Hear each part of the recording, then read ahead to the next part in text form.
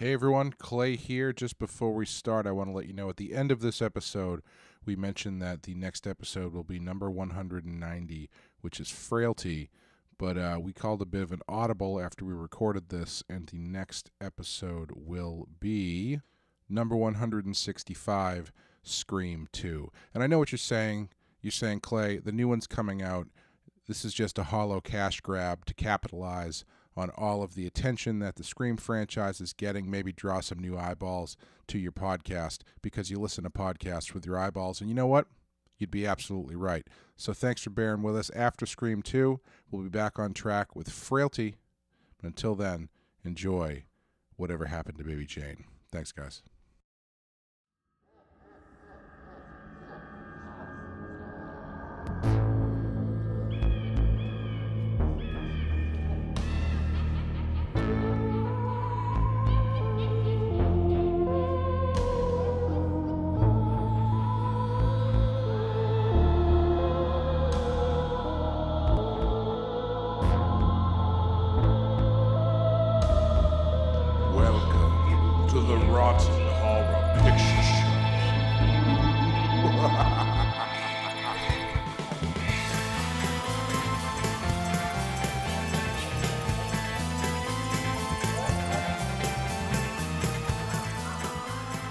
Hello, everyone, and Happy New Year, and welcome to the Rotten Horror Picture Show, the horror movie podcast where we talk about movies off of the Rotten Tomatoes 200 Best Horror Movies of All Time list. Except not today. Except not today.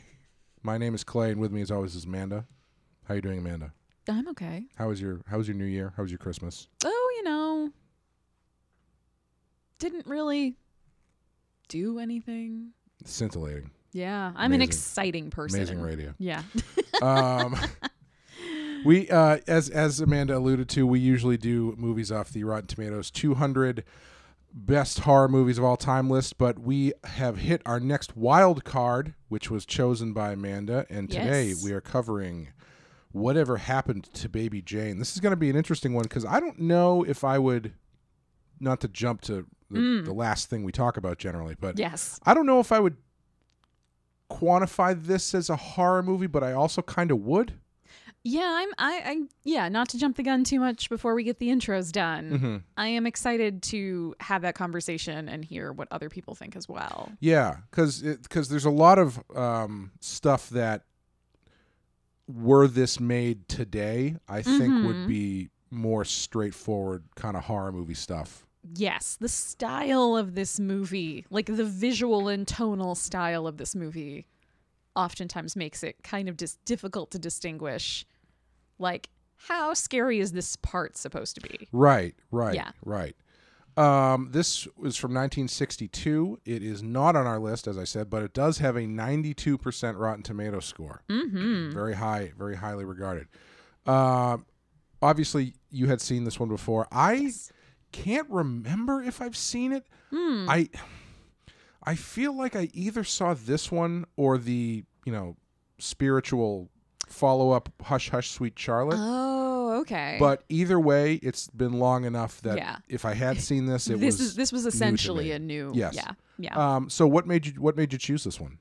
I mean, partially because it is so well regarded and yet kind of forgotten at this point. Yeah. Like, there's not a lot of talk about this movie. There's not a lot of it kind of hasn't had its resurgence or its renaissance yet. I think the closest it came was wasn't it like Ryan Murphy did Feud, which is based on Bette Davis and Joan Crawford and how much they hated each other. Yeah, and that was only a year or two ago, I think. It was fairly recently. Yeah, I think maybe 2019. Yeah.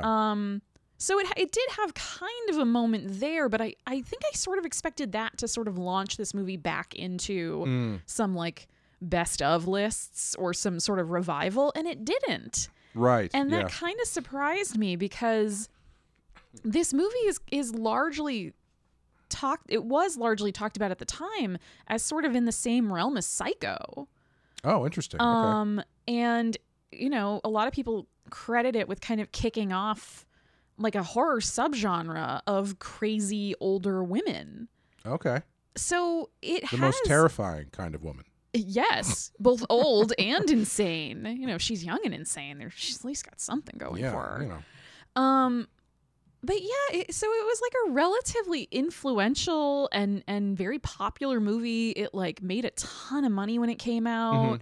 Bette Davis was nominated for an Oscar for Best Actress in it. Yeah. Like it was a really, really big deal movie that then I think in more recent times has been just sort of completely pushed into the background. Yeah. And I do think there's an interesting debate around it about how much of this is a horror movie and why or why not. And so it felt like fertile ground to me.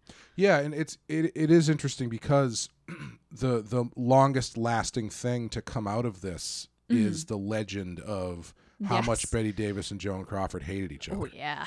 Which I think even predates this. I think they did not like each other even before this. And then having to be in close proximity to one another, like, heightened all of that. And then it sounds like after the movie was done is when some shit really went down. Knowing absolutely nothing about that feud, except for the one or two bits of trivia I read on IMDb about this movie. Yeah. Team Bette all the way. Oh, come on. I don't know. It sounded like Joan Crawford was kind of not really. It seemed like Bette Davis was here to play and Joan Crawford was just kind of like, I guess I'll do this. But again, like I said, I know nothing about this. I think it's interesting because I think the difference is that Joan Crawford had this veneer of being a very delicate and civilized and sort of, she had this like noblesse obligée kind of attitude, like everyone else was like a little bit beneath her, so she had to be extra nice to them. Whereas Bette Davis saw that and was just like, oh, fuck you. Yeah. Like, well, she was a lot more aggressive rather than Joan Crawford's passive aggressive. I can also, based on just this movie and a couple of things I read, I can understand that Bette Davis was probably aggressive towards her and probably everybody else she met. Absolutely. Yeah. That was like the Bette Davis thing, was that she was just this kind of crass, like, you know, firecracker of a woman. Yeah. And Joan Crawford's whole, like, aura that she tried to maintain around herself was the exact opposite of that. So they were kind of like guaranteed to hate each other. Yeah. Wrote an entire song about her eyes, though, Bette Davis. Yeah.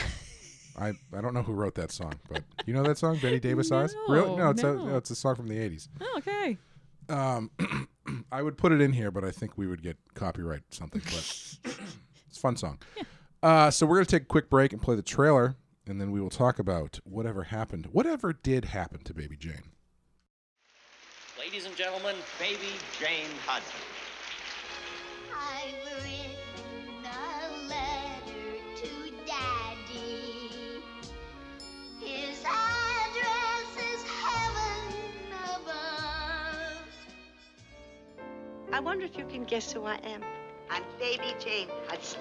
Who the hell was Baby Jane Hudson? I've written a letter to Daddy saying I love you.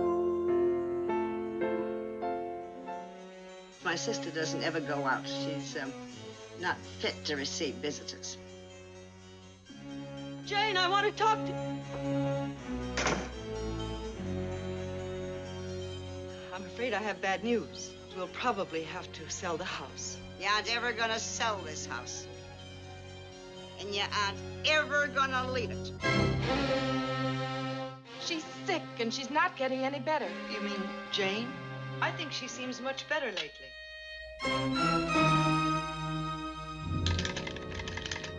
I was cleaning the cage.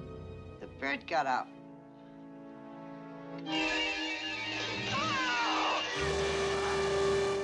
You wouldn't be able to do these awful things to me if I weren't still in this chair. But you are, Blanche. You are in that chair.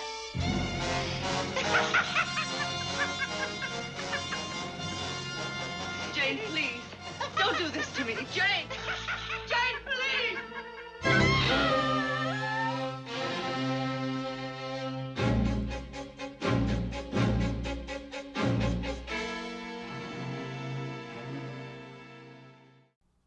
Okay, Whatever Happened to Baby Jane from 1962, directed by Robert Aldrich, written by Lucas Heller from the novel by Henry Farrell, starring Bette Davis, Joan Crawford, Mady Norman, and King Tut from the Adam West Batman.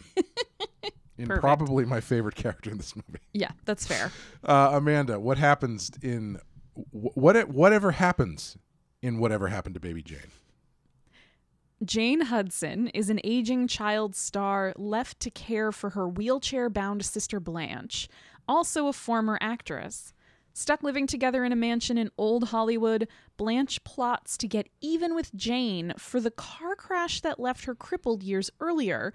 But Jane is desperate to keep Blanche imprisoned as she plans a new rise to fame and tries to hide Blanche's existence from doctors, visitors, and neighbors while she devises a way to get rid of her sister. Mm-hmm. Mm-hmm. And Clay, in this movie, Yes. some things you will find include Mm-hmm. canary al-caprese.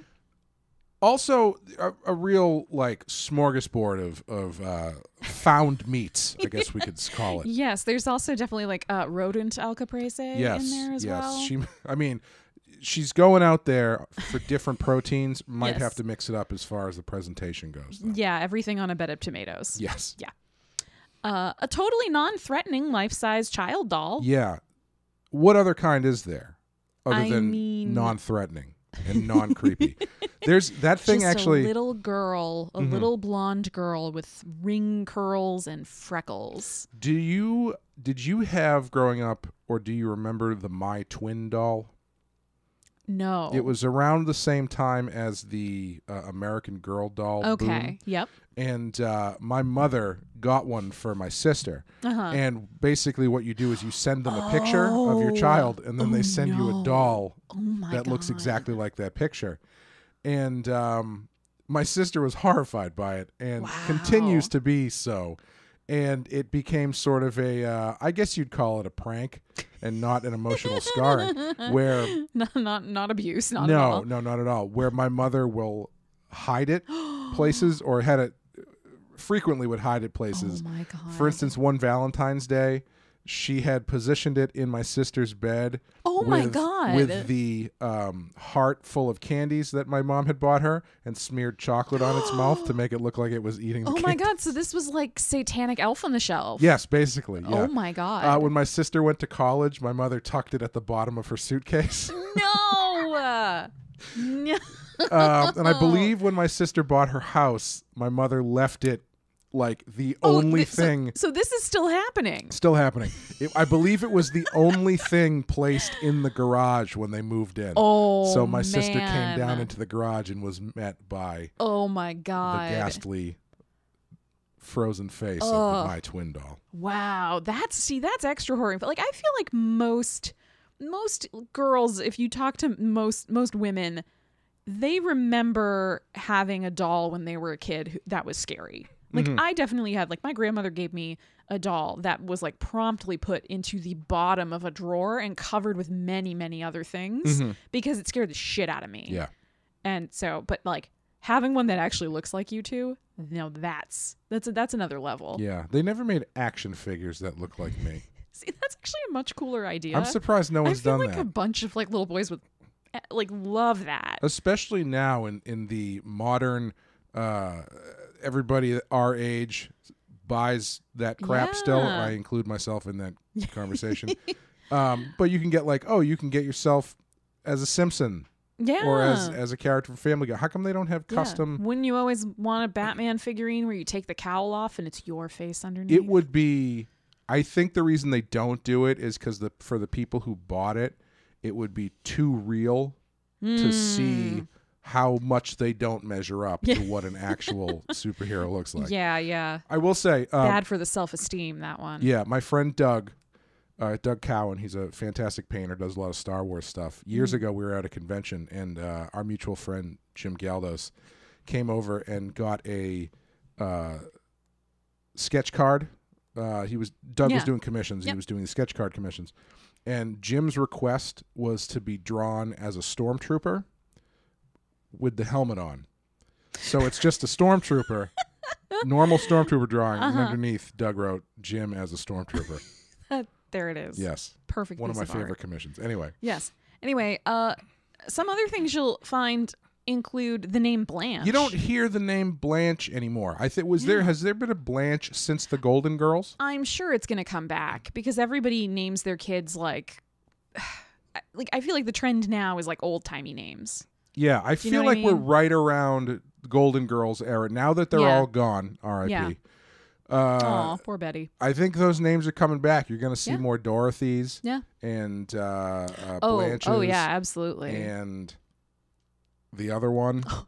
I'm not a Golden Girls remember. fan, so I don't. I'm sorry, don't. My girlfriend. Is it a Rose? Rose. There we go. And the old one. I apologize to in my my sister head, and my I'm just girlfriend. like Lorraine, but I'm sure that's wrong. Yeah, I don't know. Mom.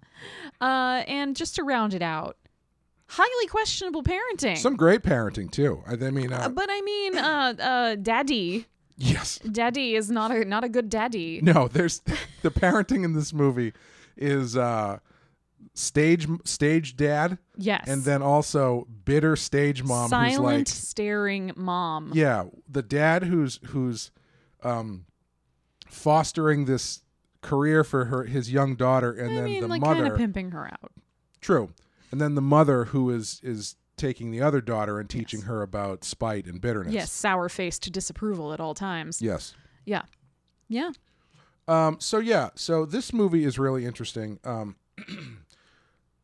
Where do you want to start with this? Do you have anything particular you want to jump off with? I don't know. I guess we can just kind of briefly go over the opening salvos of this movie, which start with the vaudeville child act. Yeah. Which just as a concept to me is the scariest thing.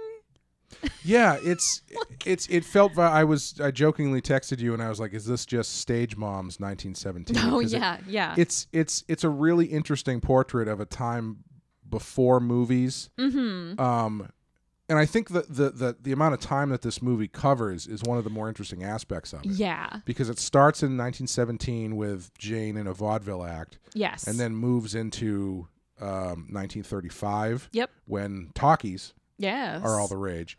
And it shows a very real thing that happened, which is a lot of people who were vaudeville acts and maybe silent movie stars, once they got to sound pictures, were not successful, didn't have careers. Yeah. The skill set just didn't transfer over. Yeah, or they had weird voices. Yeah. Which happened more than once. Yeah, I mean, I said it in a nicer way, but you can just insult them. Hey, I'm just saying what they were told by MGM. Yeah. But yeah, it's an interesting flip for these characters because you've got Jane, who is a popular vaudeville child act. Yes. Who then grows up and her skills don't translate. She's not good in movies, but Blanche seems to be a natural film actress and starts getting all these roles. Right. And based on the dialogue between the studio executives in the 1935 portion, we learn that Blanche has had it inserted into her contract. One of the clauses of her contract with the studio is that they give her sister X amount of roles for every movie they do with her. Right. So it's this interesting, it sets up this interesting sort of like, when they're adults, Jane is like, everything you have comes from me. I was the one who made all the money for this family ever since we were little girls. I did all the work, and you wouldn't have anything if it hadn't been for me, baby Jane Hudson. But she doesn't seem to be fully aware of the fact that like the only reason she kept getting roles was her sister was maybe she's aware of it, but she never acknowledges it. Yes, I think she's aware of it. Yeah, but it makes her like more bitter. Oh, 100%. Like she almost seems like she would have preferred to just have not had none. Yeah, I think either way she's going to end up drinking herself to death, which is more or less on the road that she's on. Close, in this one. Yeah. But yeah, you never really are told what exactly doesn't click with her, but does click with Blanche. Yeah. But the fact remains that it happens. Jane becomes an alcoholic and is drinking all the time. Right. I mean, and don't you think part of it is the voice? Yeah, probably. Because one of the running things throughout the movie, in the main narrative of the movie in 1962, is Blanche's voice. Like Jane learning to imitate Blanche's very kind of posh Hollywood voice. Right. Like, yeah. Yeah, and because Jane is very hammy. She's very over the top. And I mean, Bette Davis has such a great gravelly old lady voice. Yes. And the after we get this we see where they both are when they're young women in their careers in Hollywood, and then we get sort of the principal incident of the movie, which is a car accident scene where we don't see who drives the car and who gets hit, but someone driving Blanche's car deliberately hits the other sister. So one sister's driving, deliberately hits the other one with the car. Yeah. But we don't see who it is. Right.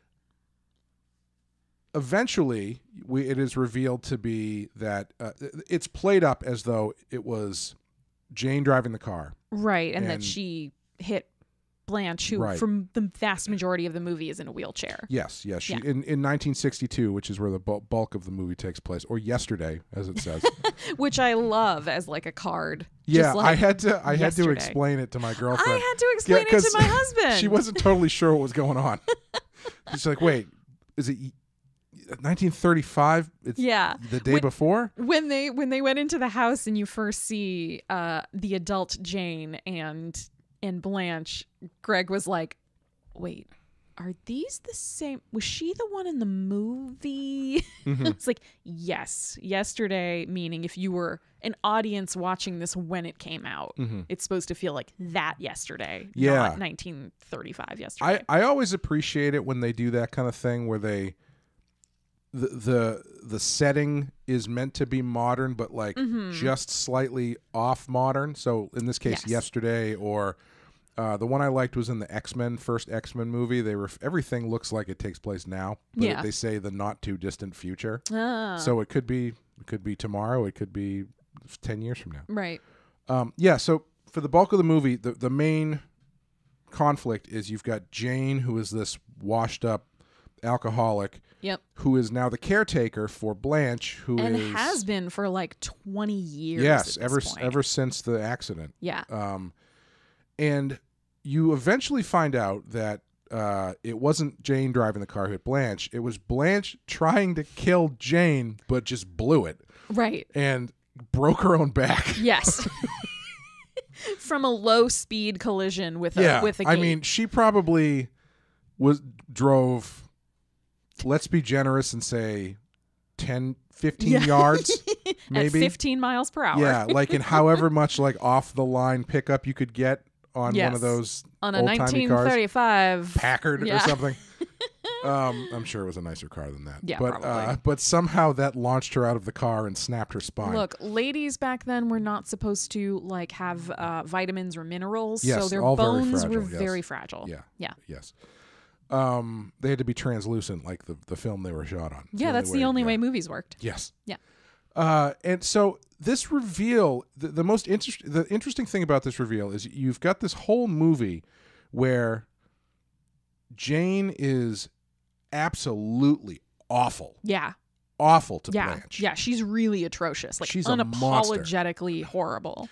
But at the same time, because of she's got this delusion of having a comeback. She hires King Tut to come over and play the piano for Edwin. her. And she's trying to get her career back started again, doing the Baby Jane stuff. And, There's a level of pathos baked into it where, she's a monster, but you also feel sad for her for a number of reasons. Yeah. Because of, what she's doing, how pathetic it is. She's trying to get her career back going. Yeah. And that she thinks she can get her career not back to, because she did have a career after being Baby Jane. Right. She was in movies. Right. And yet she's going back to when she was Baby Jane Hudson. Right. Yeah. Right. Yeah. And it's you've got some sympathy built in from their clearly messed up family dynamic. Yeah. The fact that she's an alcoholic, like there's a lot of stuff. She's not just a monster. Right.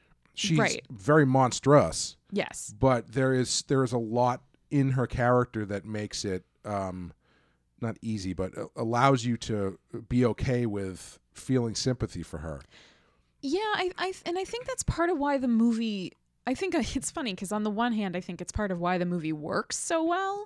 But on the other hand, I also think it's part of why it makes it debatable if this is a horror movie or not. Sure.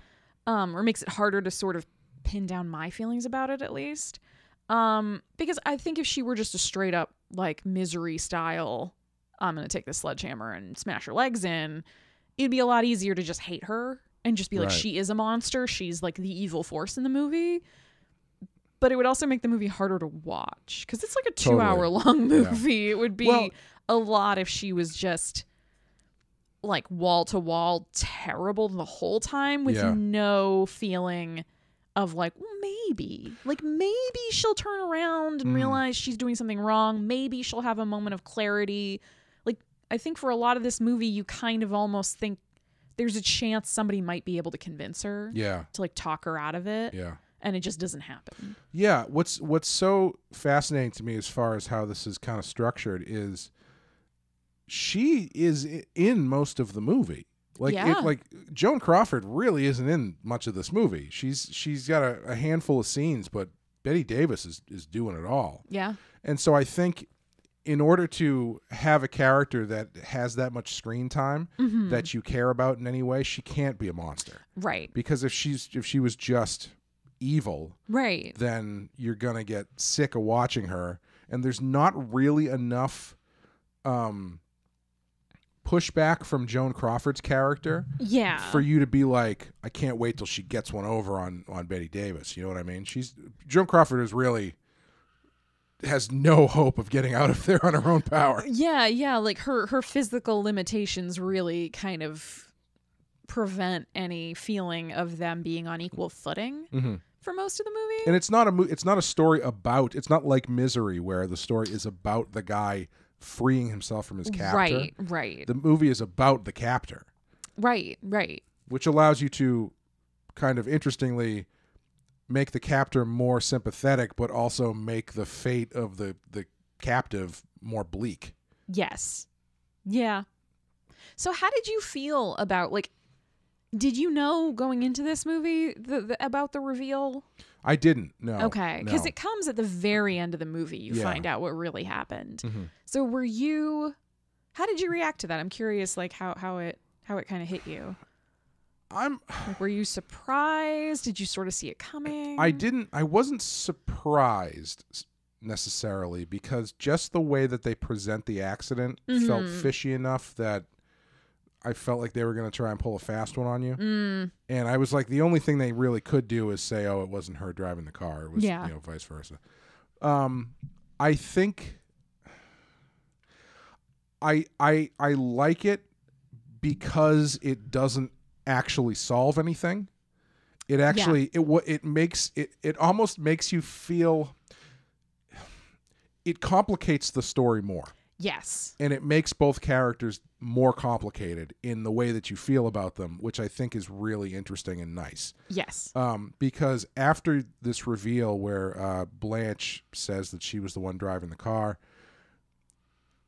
Jane is nuts. She's gone off the deep end at this point. Yeah. And so it doesn't even really land what's being said to her. Or maybe it does. But it kind of, I think, does, but not the full extent. Because she's sort of reverted at this point to like a childlike state. So I don't think she realizes like how much of her life she has lost to this lie. I think also you might be the opposite, where it's like she does understand. And it's just like she's on the way down and she just gets hit with this new information where she's just like, oh, it's even worse than I thought.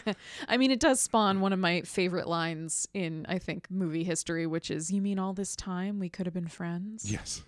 Which I just think is so great. And the way she delivers it in this weird little, like, little girl voice is so perfect. Yeah.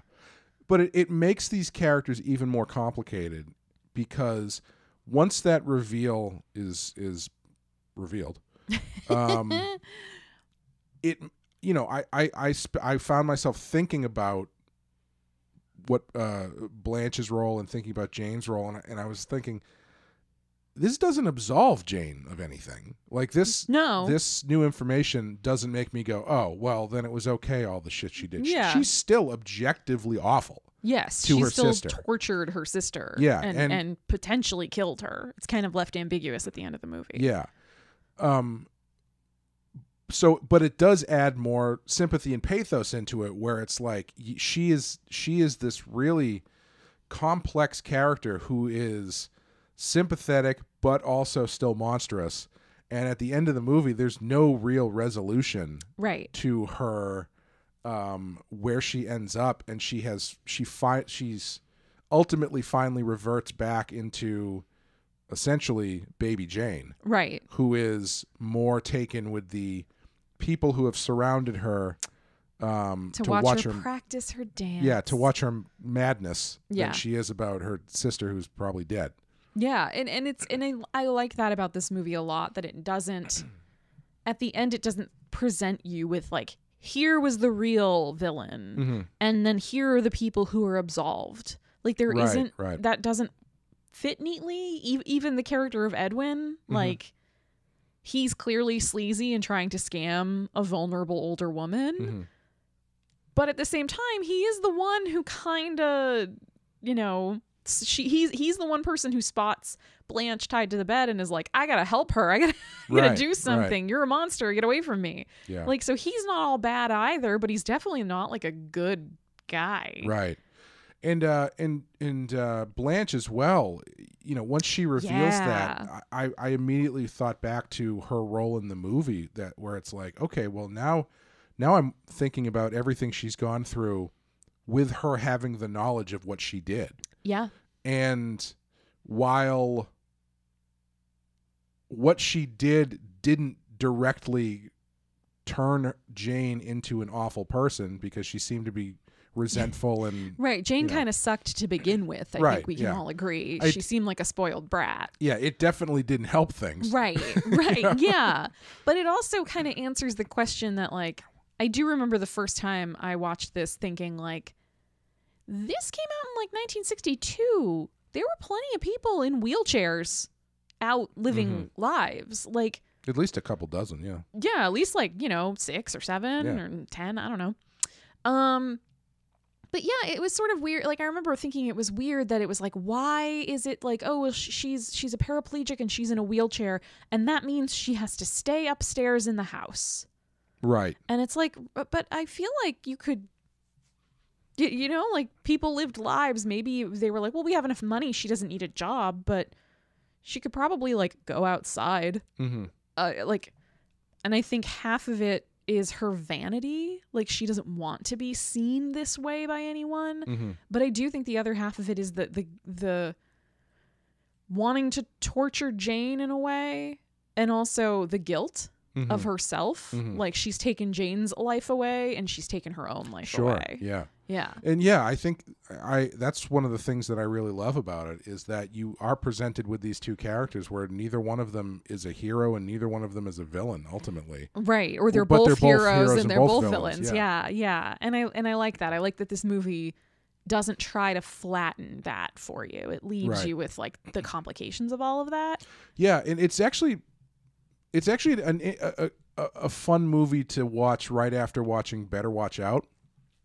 Because not that they obviously are a one-to-one here, but this movie, I think, could very easily have become more of this is about Blanche trying to get out of the house. Yes. And they do some pretty good tense suspense things where it's, she's trying to get the attention of the neighbor, to give her information, to tell her that her sister's crazy, and then the stuff with the maid going in and out is really good. Elvira, she's the best. That's another thing that's so.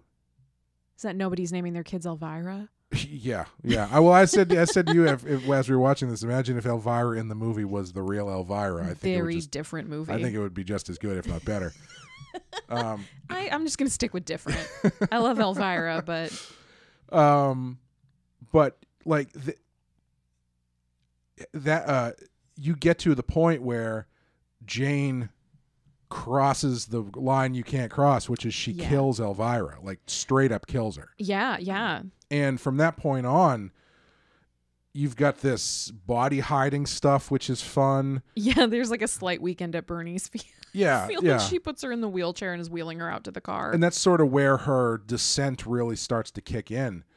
And it's just such a the reveal of the car crash information at the end is just such a gut punch to Jane, on top of all this other stuff, where it's like you are still feeling sympathy for her even though she is a murderer and all of these other things and losing her mind. And it's a really fascinating couple of characters in this movie. Absolutely. And and the tension between them is so great. And I do want to shout out specifically Mady Norman, who was the actress who played Elvira.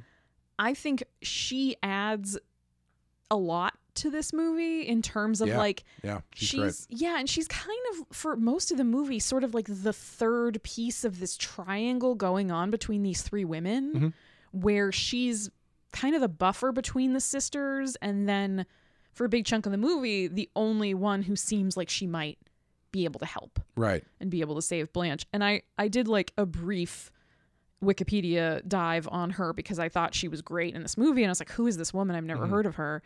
And a lot of Wikipedia was talking about how she kind of refused to take the stereotypical roles available to black women at the time.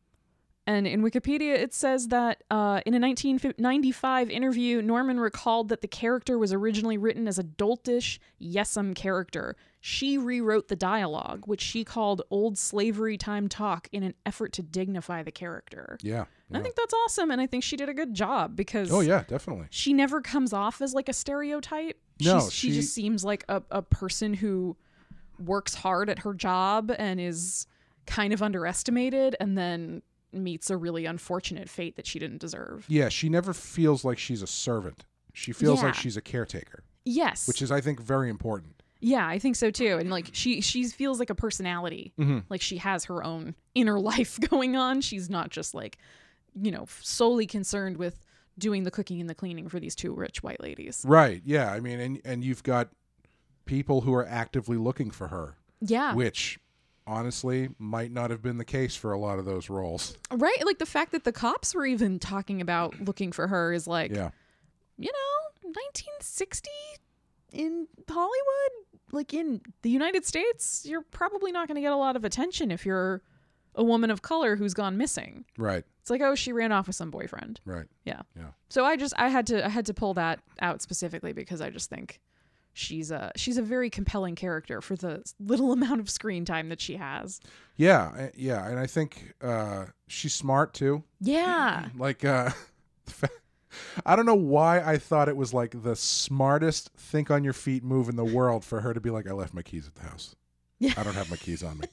Because you would reflect, if you've worked for these people for years and you just like, I could see myself reflexively just reaching into my purse to be like, oh, all right, I guess I'm fired here. Wait a minute. Yeah. Be like, no, I don't have them. Like, I really don't. Yeah. And the fact that she walks all the way back to the bus stop. Yeah, brilliant. And waits to watch her drive away and then goes back. It's like, smart lady. Not so smart next door neighbor. Oh, that neighbor. Who the younger girl is apparently Bette Davis's daughter in real life. Yeah. Which is pretty great that she's like, doesn't she like talk trash about her? I think so. Like that crazy old lady next door. Yeah. Oh, I'll take this role, Mom. Yeah. No problem. Well, apparently when she saw, because Bette Davis, and this is another thing I wanted to talk about a little bit with this movie, is the costuming. Oh, yeah. And the way that these two women are presented physically. Bette Davis insisted on doing her own makeup. I was reading that. Yeah. Where she was like, I got this. I know exactly what I'm going to do. And so those ridiculous, like overly painted lips and the little heart-shaped mole she draws on her face, the fact that she's wearing the same wig or like hairstyle she's been wearing since she was a little kid were like mostly her choices. Yeah. Apparently when her daughter saw her in makeup the first time, she said something like, oh, well, now you've really gone too far. Yeah, I was reading that one of the reasons that she wanted to do it herself is because she knew that she was a big enough star that no makeup artist would go far enough.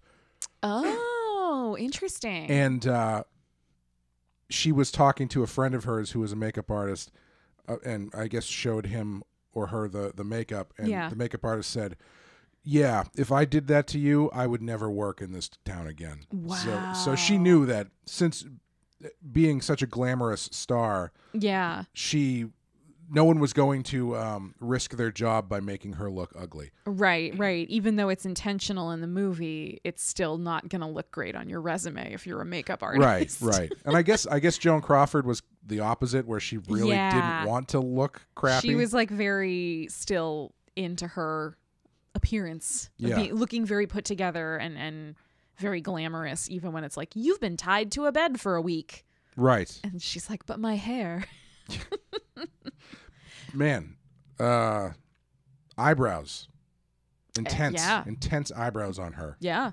I'm all for it. I got some intense eyebrows myself. I'm for it.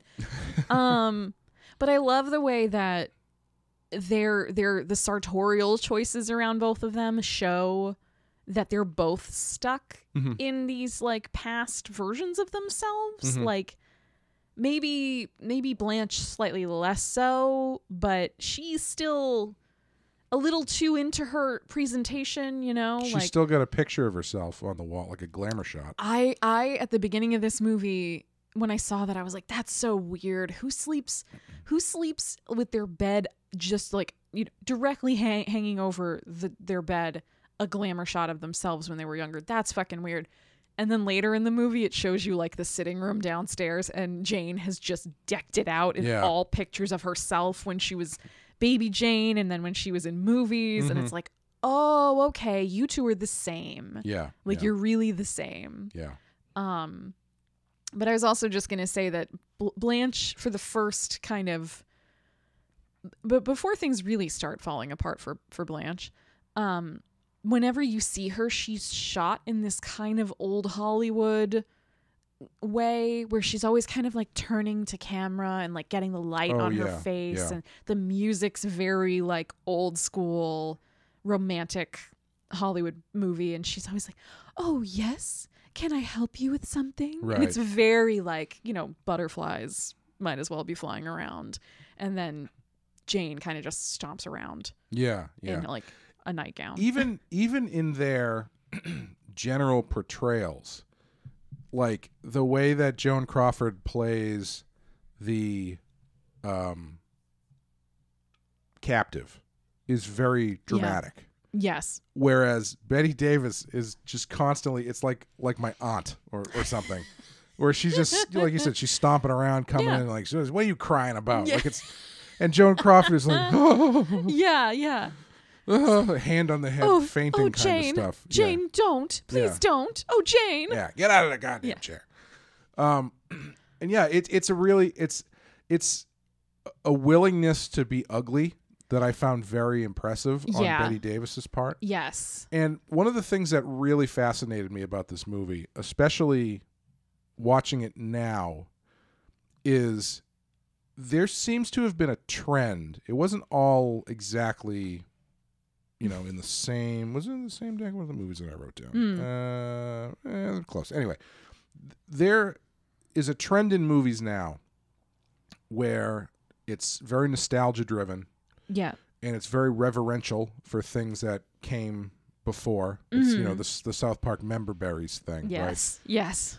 And it's a lot of presenting the things you're familiar with either repackaged or in the best light possible. Yes.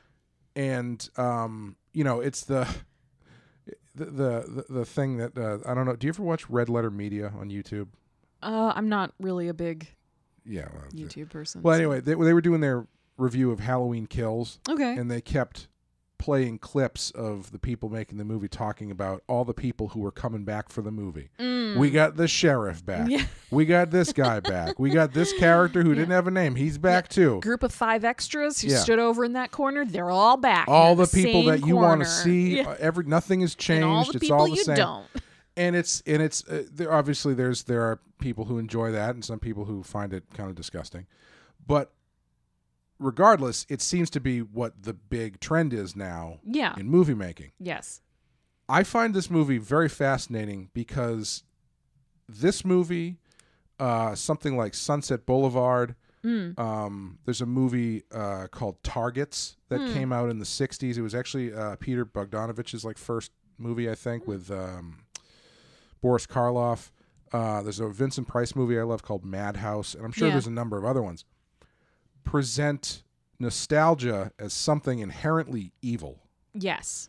And this idea that being obsessed with your glory days or the thing that you once were Yeah.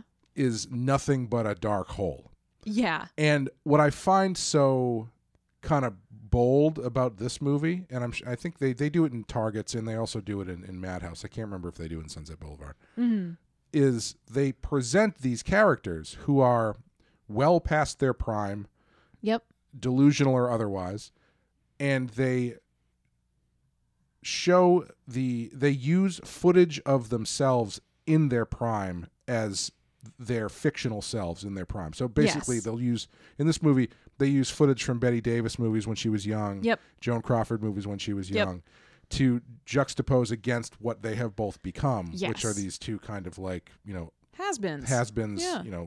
ugly inside, ugly, well, they're not ugly outside necessarily, but I just find it so fascinating because it seems like for a long time there was this anti-nostalgia kind of push where when this stuff was presented, it was presented a lot more, or maybe, I don't know, maybe it's always been kind of both sides and there's always been this reverential angle to nostalgia. Yeah. And also this other side where people are like, no, this is... Yeah, I think the thing that a movie like this really highlights, and it sounds like some of the other ones you named do as well, is when it's so self-centered. When that nostalgia, like, one of the things I almost included in our list of things you'll find was like narcissism as decor. Yeah. Because that's really what they're not just obsessed with a past time because they think, oh, the world was better then. It was simpler. Everyone was happy. We all got along. Like, that's not what they're interested in. They're like, look at me. Yeah. I was beautiful. I was successful. I was everything. And they still feel like they are those people. Right. And they can't let it go. Like, they can't look at themselves as they are now. And so it causes this break with reality. And I think that's maybe the specific part of nostalgia that these movies are kind of really digging into. When it's that, like, you're so convinced you're still that person that you can't accept the world around you anymore. Yeah. And there's a certain element of it, too, in terms of, excuse me, how you're willing to present yourself in these movies to the audience. Yeah. Because you've got a movie like this, which starts out with, oh, that's the Bette Davis I remember. Oh, that's the Joan Crawford I remember. And then hard cut to, I don't know who this monster is, but this isn't Bette Davis, Yeah. Well, it's like I said, Greg had to say to me, wait, is that the same woman? Yeah. As she was in the movie they were watching in the theater, right? And it's like, yeah, that's her. Yeah. Same woman. And I think a lot of credit goes to Bette Davis, especially for being so willing to put herself out there in a very unflattering light. Like, both the character is not a good or nice character, but she's also physically willing to kind of be ugly and monstrous. And I think back then, like, actresses did not do that. They barely do it now. I know. I mean, when they do it, they get a fucking Academy Award. Well, I guess Bette Davis. Yeah, isn't it like, they're like, look at Nicole Kidman.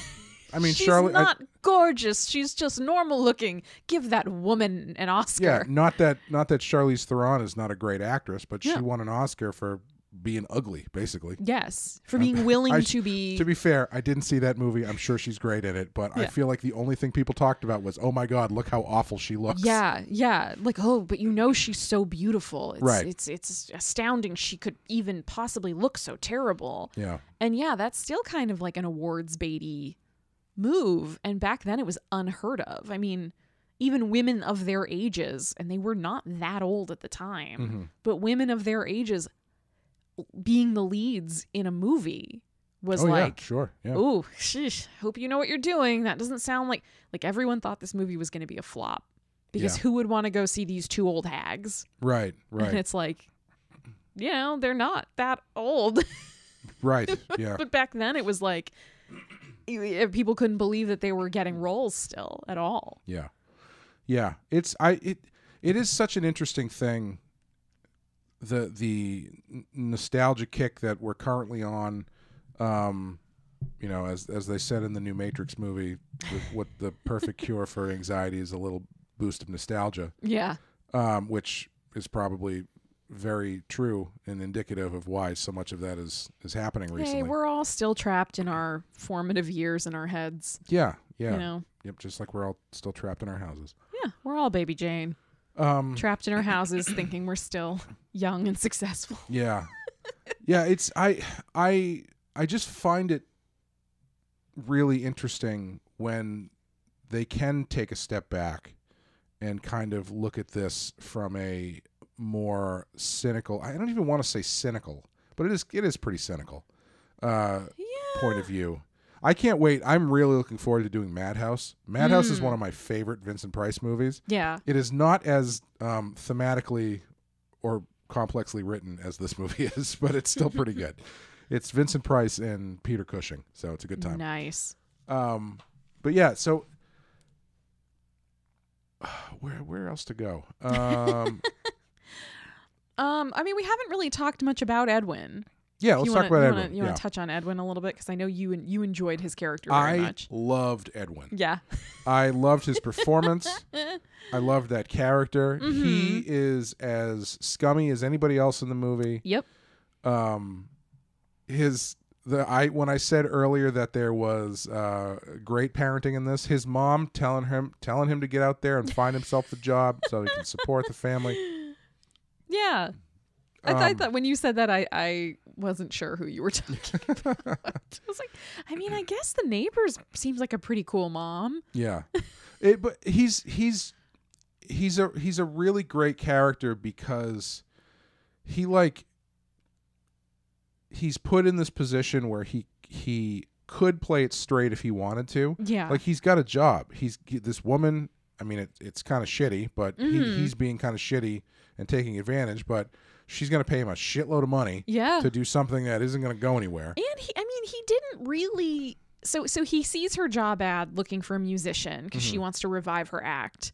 He has his mom pose as his secretary to call and make the appointment. He goes and he kind of, lightly auditions for her. It seems pretty sure that he's nice to her, so she's going to hire him. But then he plays piano and he's actually very good.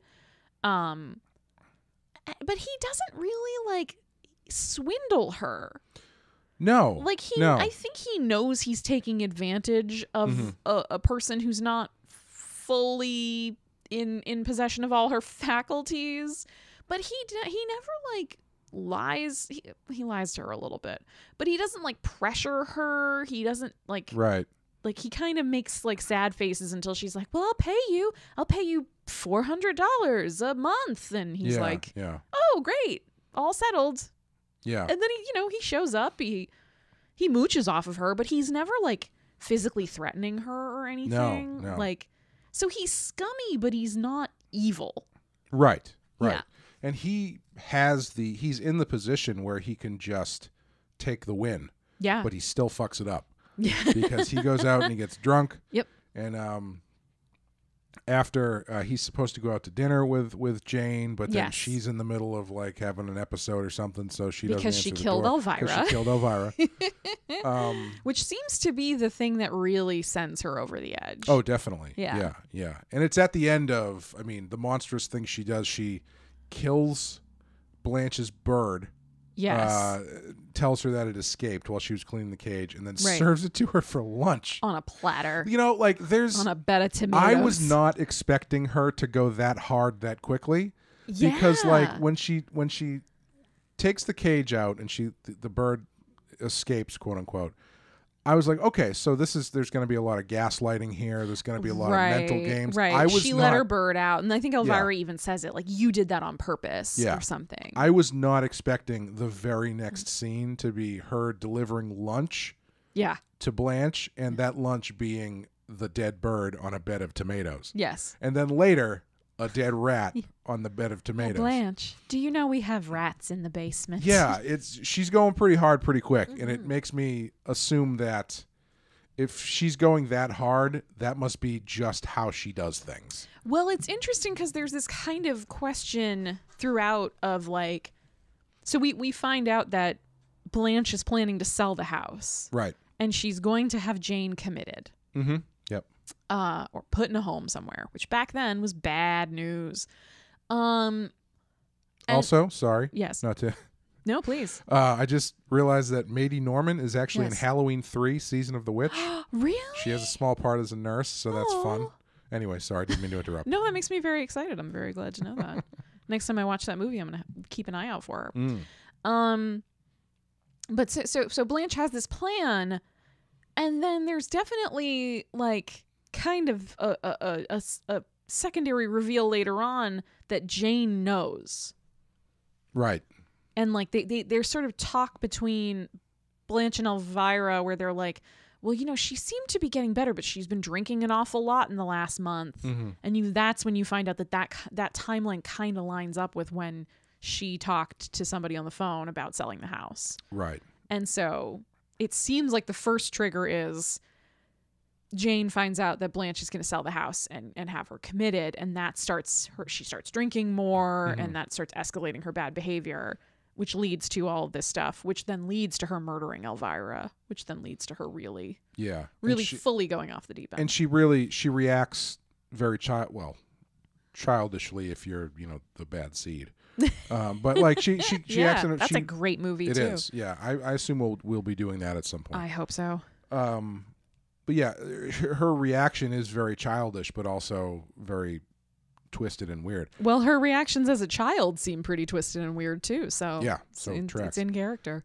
As far as her drinking goes, there's one bit that I thought was hilarious. I know immediately what you're going to say. Because Jane opens up the cabinets to reveal an entire cabinet full of empty Scotch bottles. Yes. And my girlfriend said, "Why would you keep all those empties in there?" And I was like, "Oh, that's just good storytelling. That's expository empties." So the audience knows she drinks a lot of Scotch. Greg said she was waiting until recycling was invented. Yes. Yeah.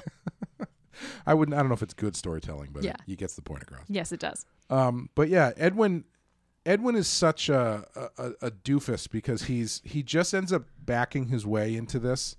And it's not even like a sinister kind of a thing where it's like he kind of fucks up, she kind of fucks up, he gets drunk and goes over there and just happens to discover that Blanche is tied up upstairs. Yeah. And then he goes running out and tries to tell people, but nobody listens to him. Because he's a drunk guy running around. Yeah. Yeah. It's this movie is full of such interesting characters that are very, they're not one note, they're not flat or one dimensional.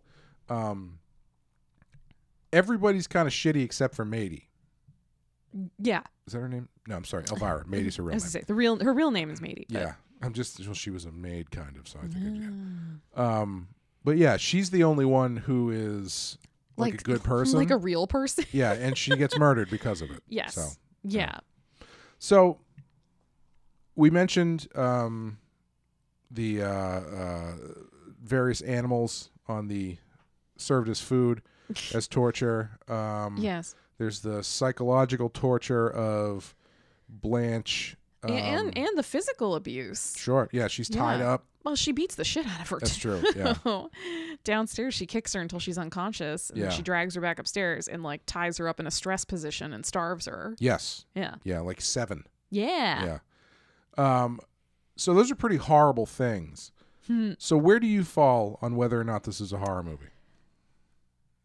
So I think this is a horror movie in the same vein that, non-supernatural movies with crazy people can be horror movies. Sure. You know what I mean? Like, sure. Like, I keep thinking of Psycho because it's a similar time period and it's also black and white, and they did try to get Alfred Hitchcock to direct this. That tracks. Yeah. Yeah, because there's a lot of the stuff with Blanche trying to escape feels like Hitchcocky type stuff. Yeah, the tension and the suspense. Yeah. In Psycho, there's no supernatural forces. Right. There's no serial killer like broken out from the mental institute running around in the woods. Like it's kind of this similar, like surprisingly quiet characters that are both good and bad, but complicated in most of that movie, and that counts as a horror movie, so I kind of count this one too. I think the difference is that the tone of this one, it's like not sinister enough. Yeah. like there's suspense and there are moments of horror. You know, like when Jane is kicking Blanche, you know, this paraplegic woman who's lying on the ground. She's been starved for days. She's weak. And Jane's just really kicking her and like kicking her around. She's hitting furniture and stuff. Like, that's pretty horrifying when you think about it. Yeah. And, you know, when they kind of first open the door and you see Blanche and the way she's tied up and her mouth is duct taped, like that's kind of a horrifying reveal too. And Elvira getting killed. But there's just something about... I don't know. I don't know if it's like just the pacing or the way it's shot or something about it that doesn't emphasize the sort of House of Horrors elements of it quite so much. Yeah. It's all kind of shot in the same way throughout. Whether we're seeing baby Jane dance on stage or Blanche and Elvira are having a conversation in Blanche's room or Jane is at the bank. Right. Like it's all kind of shot with the same lighting and the same tone and the same general vibe. And so I think there's something about that just maybe prevents it from feeling like a horror movie. Yeah, I'm a little surprised. They remade this, or I guess readapted, depending on where you stand with that stuff. In like I think the either late 80s or early 90s with Vanessa and Lynn Redgrave as the sisters. And apparently it's not very good. Yeah. It actually does have Amy Steele from Friday the 13th Part 2 in it though. Huh. That's Ginny from Part 2. And I'm surprised that they've never remade this and dialed it up. Yeah. Because like another movie I hope to do at some point as a wild card is the Robert Englund 1980s version of Phantom of the Opera, which I think I saw pieces of it when I was a kid, and it was one of those movies I thought I dreamt. Yeah. And I finally got my hands on it. Wow. And it has terrible reviews. And I watched it. I was like, this movie is fucking awesome. Because it's like it's very clear what they're doing, which is so intrigued by this. Oh, it's so good. They're taking Phantom of the Opera and they're like, let's get an 80s horror guy and make Phantom of the Opera an 80s horror movie. So it's like they dial up the gore, they dial up like the I kind of want to tell you what his mask is, but I won't. Please don't, because I do want to do this one. Yeah, but it's like, you know, they dial up the 80s horror of it all. Yeah, and this seems like a movie where you could do that very easily. Where I think, I'm not saying they should, because I think what is so great about this is it walks that line so well. Right. Because if you turn it up too much, then Jane becomes. There's no room for sympathy. She goes too far over the line. Right. You lose a lot of that ambiguity and the nuance we were kind of complimenting earlier if you go too far. But I think there are other ways you could do it atmospherically. Mm-hmm. Like, you know, they're supposed to be living in this. Everything I read about this movie says, oh, two sisters are living in a crumbling Hollywood mansion. The mansion looks beautiful. Fine. Yeah, Elvira's doing a great job. Move in there tomorrow. Yes. And so I think, you know, maybe if you have a little more emphasis on the fact that like the physical surroundings are starting to kind of crumble around them, or just add a little extra eeriness or like a little more feeling of a threat at different times. I think you could push Jane's appearance further, where maybe as the movie goes, she starts looking worse and worse. They kind of do that a little bit, but they don't really go too far. Yeah, it's actually funny because I think at points they do it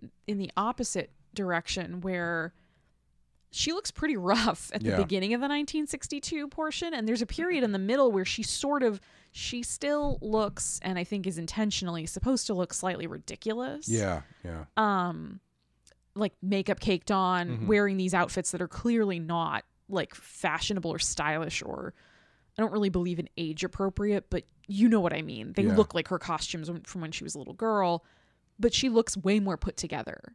Right. Like she's doing her hair more. She's like, you know, got her jewelry and her accessories. She got her handbag and her shoes. Like she's not just like frumping around the house in slippers and a bathrobe anymore. Yeah. I think they could also push Blanche's appearance, in her deterioration way further. Yeah. And just show, because I think that's part of it, like, and that might go back to what we were talking about before, where, Joan Crawford didn't want to be ugly. Right.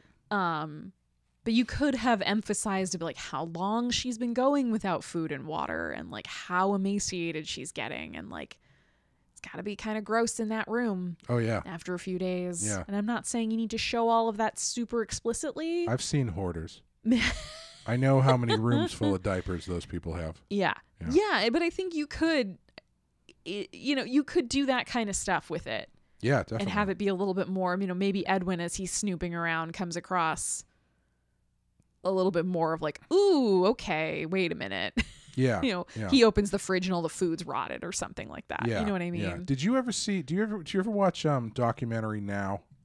Yes. Did you see the Grey Gardens one? Yes. It's kind of like, I feel like that's what you would end up doing. Yes. With this, if you were to push it further. Yeah. And I wonder how far you can go with that stuff before Jane becomes too much of a monster, or Blanche becomes too pathetic. And I think the best thing about this movie is they do kind of strike the right tone. Yeah. And as far as it being a horror movie, I think I would stop short of calling it a horror movie. It's tough because the 60s, especially the early 60s, like you were saying, it's not that tonally dissimilar to Psycho. Right. It's not, I guess she does kill somebody. It is. It's one of those movies where when you put it all down on paper, like if you list out all the stuff that happens, it's like not, the mental and the physical abuse and torture, even the stuff like Jane learning how to imitate Blanche's voice and like finding one of her old autographs to learn to copy her signature in preparation for killing her off. Like that stuff's really ominous. You got, animals get killed, people get beaten, someone gets killed with a hammer, like, all this different stuff. If you list it all out, it sounds really hardcore and intense. But when you watch it, there's something like just short of, I don't know. It kind of pulls its punches at moments. Yeah, I was just doing a quick search on our list to see what other movies from the early 60s are on here, and we've got Psycho from 1960, The Innocents from 1961, I think. Yeah. The Birds from 1963. Carnival of Souls from 1962.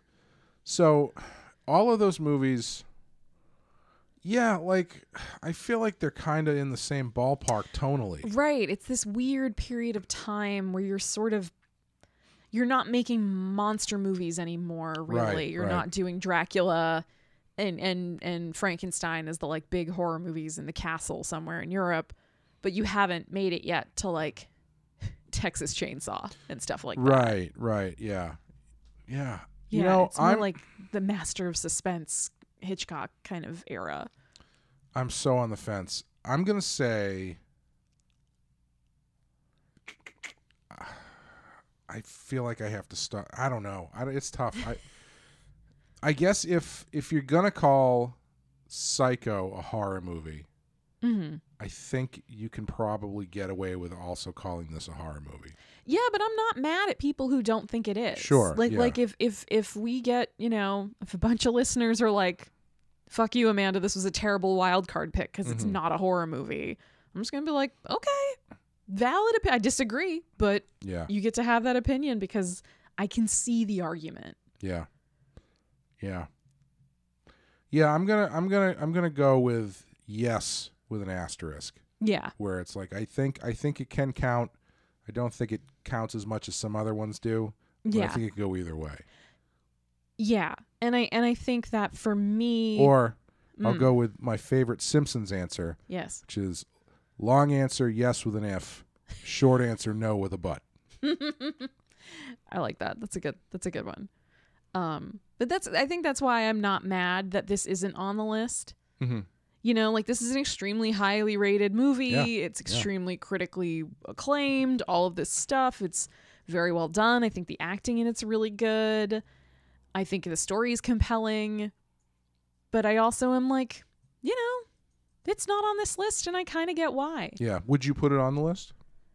I don't think so, for the exact reason of the fact that we have to have this debate. Yeah. And that it is so shades of gray in terms of whether or not it even is a horror movie. Mm-hmm. I think that means that in all of film history, there are probably 200 solidly horror movies that you can find that were about as good or as influential as this one. Interestingly, those movies I named off previously are the only movies on this list from those respective years. There's only Psycho is the only movie from 1960. Yep. Innocence is the only one from 1961. Yeah. Carnival of Souls is the only one from 1962, and The Birds is the only one from 1963. Yeah. Nothing from 1964.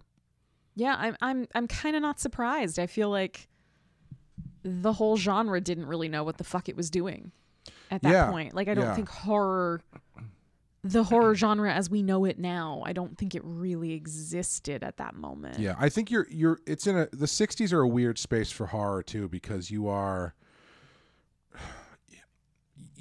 like you were saying, you're coming off of the Universal monsters, you're coming off of the science fiction boom of the 50s and stuff. Yep. What you are also in the middle of is fairly strict censorship stuff. Yes. And it's not until around 1968 where things change and you can start doing more difficult stuff. Yeah. Visually or thematically. Like Rosemary's Baby is really kind of like the line where I draw the line. Yeah. That's where I draw the line. Nothing beyond that. But, like as far as like movie violence and stuff, a lot of people point to Bonnie and Clyde as being the first modern the movie that foretells what words begins with a P. I can't forget what it is. But it's the one that's like, okay, from here on now you're into the 70s. Like this is when movie violence goes through the roof. Yeah. Things get harder, themes get harder, the stuff gets grittier. Yeah. And I think the same thing with Rosemary's Baby. Also, Rosemary's Baby and Night of the Living Dead. Same year. When did those come out? 1968. Okay. Yeah. Okay. When was like The Omen? That was like 73, I think. Oh, wow. 73, 74. Okay, that's later than I thought. Yeah, for Rosemary's some reason, I thought Baby that is always earlier than I think it is. Same with Night of the Living Dead. I keep forgetting it's a 60s movie. But. Yeah. I would have thought of those as like definitely like 72 or something. Yeah. But yeah, 68 seems to be where the film revolution all around kind of happens. Yeah, it's like a big turning point. Yeah. Because then with horror into the 70s, you've got early 70s, right away. You've got The Omen and Texas Chainsaw Massacre and Black Christmas and stuff like that. So yeah, and so I think when you look at this movie in sort of like within the pocket in which it was made and it came out, like even thinking back to when we saw The Innocents, it's like The Innocents isn't. If you wrote it down on paper, it's not as much of a horror movie as Whatever Happened to Baby Jane. Like, Sure, yeah. It's like highly questionable if there are any ghosts or if this is just a woman going through a mental breakdown. And like that would then be kind of the description for this whole movie.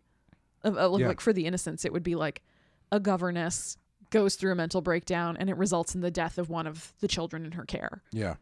That doesn't sound like a horror movie.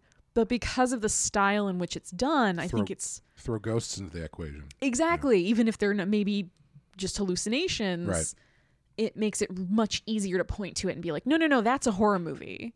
Yeah. Whereas this one has got, torture and assault and kidnapping and murder and all sorts of stuff. And we're still kind of reasonably debating, is it a horror movie, though? Talking through... whether or not this is a horror movie actually had my mind going as to like, could I get the rights to this? Could I do this as a comic book and like kind of push it in the comic? I can't imagine they're difficult to get because if the book rights are probably, well, it's a conversation for a different time. I'll talk to my lawyer. Because that'd be kind of amazing, like a reinterpretation of this kind of story. Yeah, that would be interesting. Yeah. Put that on the back burner. There you go. So yeah, I think that's gonna do it for whatever happened to Baby Jane. Now we know what happened. She went nuts and caused her sister to die from exhaustion, I guess. I mean, she got some ice cream at the beach. That's true, yeah. It's all in your perspective, Clay. Yeah. This is either a happy ending or a really sad one. Well, I think the thing that's so interesting about these 60s movies is the early 60s horror and suspense movies seem a lot more complex. Yes. Like Psycho, arguably probably the least complex, but still pretty complex. Right. And The Innocents, forget about it. That whole movie, you're just going like, what's happening? There's so many things. Wait, is that true? So or is many this layers, true? yeah. Wait, did that happen? Did the scene I just watched even really happen? Right. Yeah. In this one, you've got these two really, really interesting characters who are not black and white. Not, well, I guess they are literally black and white. They're not easy to pin down or put into, and right as soon as you think you've got them figured out, they do something else that makes you not realize you don't know what's going on with them. Which keeps you so off your feet and disoriented in terms of how you're supposed to feel that it makes them really creepy and uncanny. Like it makes them, especially Jane, where you're just like, no idea what is going to go on with her next. Yeah. Have you seen Hush Hush, Sweet Charlotte? That's hard to say. I have not. It's a hard title to say. Sweet Charlotte. Hush Hush, Sweet Charlotte. The Human Torch was denied a bank loan. I can't imagine it's better than this. I'm sure I don't think so. The same director. Yes. And Joan Crawford does not come back. No. Yeah. No, I've heard it's not bad, but I think if you're gonna pick one, pick Baby Jane. And that you did. And that I did. Good choice. You're welcome. I hit the randomizer button. Beep boop boop beep boop boop boop beep boop. And next time we will be doing number 190, which is Frailty, which is a movie that I feel like is very widely loved, but goes under the radar for a lot of.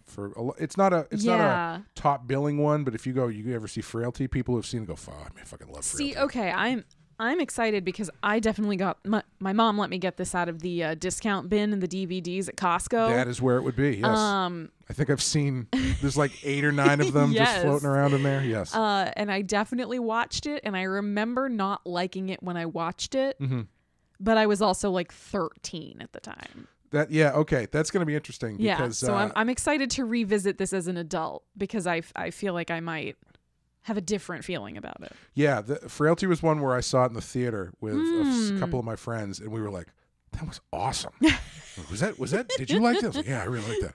So we'll see if it holds up. But looking forward to that one. Exciting. Also, I was thinking we haven't talked about this, but should we do like a live stream about Scream 5 or something?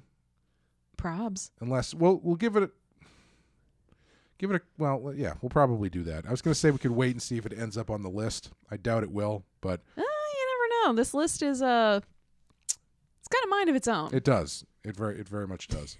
But yeah, that comes out on the 15th, I think. Oh, that's sooner than I thought. Yeah, it's a couple weeks. So Whoops. maybe we'll do a live stream where we chat about Scream 5, even though we haven't watched Scream 2 through 4.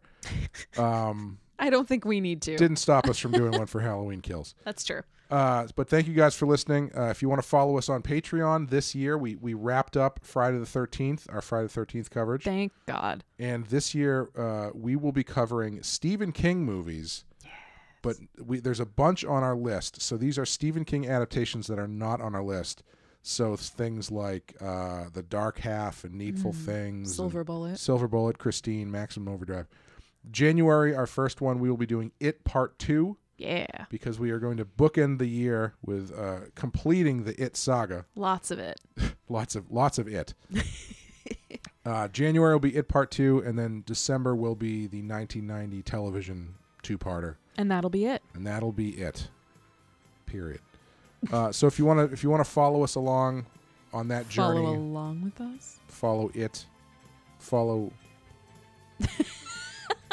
Clay is having a small stroke. We should probably end this recording. If you want to follow, I can't do it. Go to patreon.com/the File and join our Patreon, where you have access to the Stephen King adaptations and so many other things. All 12 episodes of our Friday the 13th coverage, among other oodles and oodles of episodes from the other podcasts that we do there. But thank you guys for listening, and we will see you next time. Bye, everyone.